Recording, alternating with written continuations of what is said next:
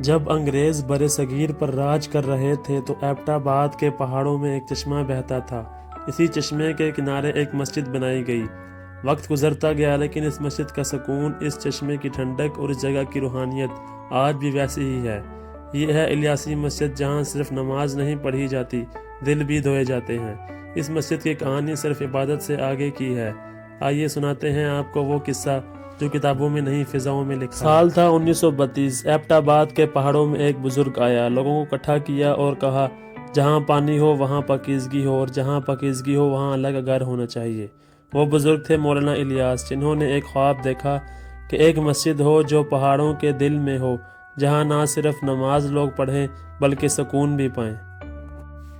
اس مسجد کی بنیاد صرف پتھر اور سیمنٹ پر نہیں رکھی گئی، بلکہ دعاؤں پر، امیدوں پر، ان لوگوں کے ہاتھوں پر جنہوں نے اپنے کندھوں پر پتھر اٹھا کر پہاڑوں کو اللہ کے گھر کا تحفہ دیا۔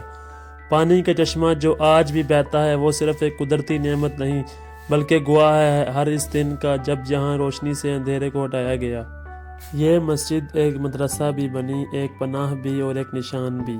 آج بھی جو بھی یہاں آتا ہے صرف تصویریں نہیں لیتا، کچھ لوگ صرف خاموش بیٹھ کر آنکھیں بند کرتے ہیں اور محسوس کرتے ہیں کہ یہاں کچھ ہے، کچھ ایسا جو الفاظ میں بیان نہیں کیا جا سکتا۔ الیاسی مسجد صرف ایبٹ آباد کی شان نہیں بلکہ ایک یاد ہے، ایک روحانی پیغام، ایک نشان کہ عبادت صرف ایک فرض نہیں بلکہ وہ دروازہ ہے جس سے دل کا بوجھ ہلکا ہوتا ہے۔ یہ مسجد پہاڑوں میں بنی ایک دعا ہے جو آج بھی ہر آنے والے کے دل کو چھو جاتی ہے۔